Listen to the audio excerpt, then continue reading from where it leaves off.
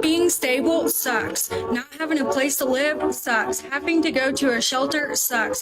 Having a couch surf for months sucks. I know it because that was me this time last year. I'm the happiest I've ever been since I chose myself. And here we have a woman who's realized that life isn't going to be on easy mode when she's no longer willing to do the bare minimum necessary to appease the men's minimum ask of her. Since I woke up that day and was like, you know what? Enough is enough. I'm done with you. And never look back.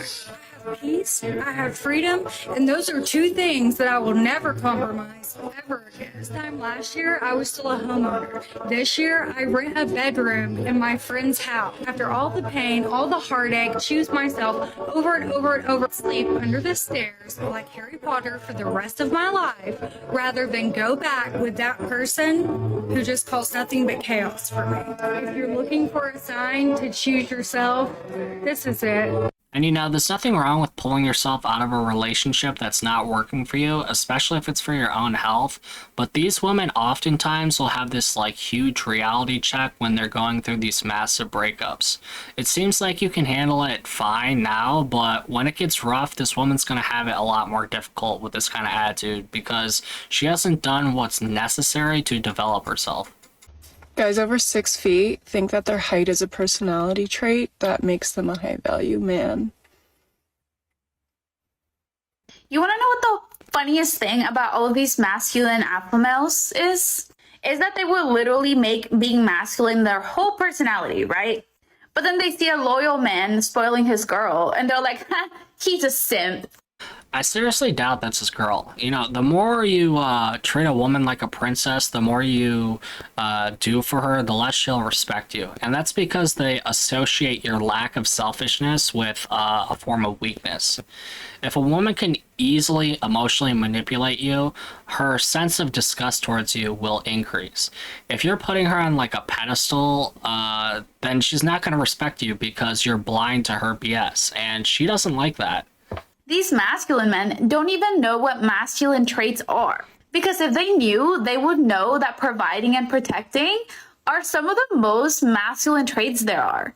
Again, never let a woman define masculinity to you. If you break down what she just said, it's basically that simping equals providing and protecting, and that equals masculinity.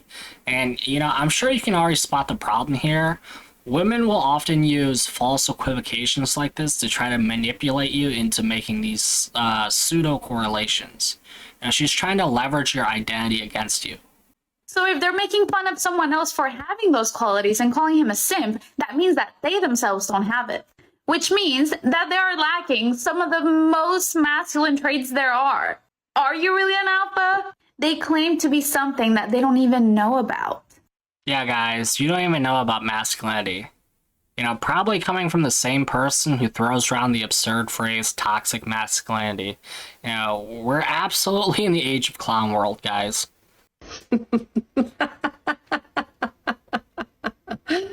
Oh, Scott, you follow me and you still thought it would be a good idea to insult me? Why does this lady's laugh sound like Jabba the Hutt from Star Wars? And then we'll laugh. High five. Was unwise.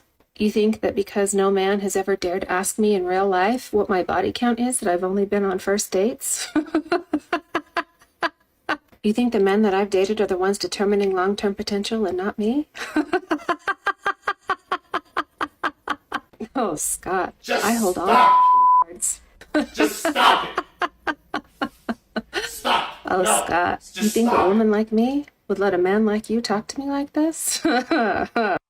And this god complex you have is pretty disturbing, lady. Them Ethan Bradbury? Can we get a round of applause for this man? Scott is out here in the trenches on your behalf, battling these psych patients on TikTok.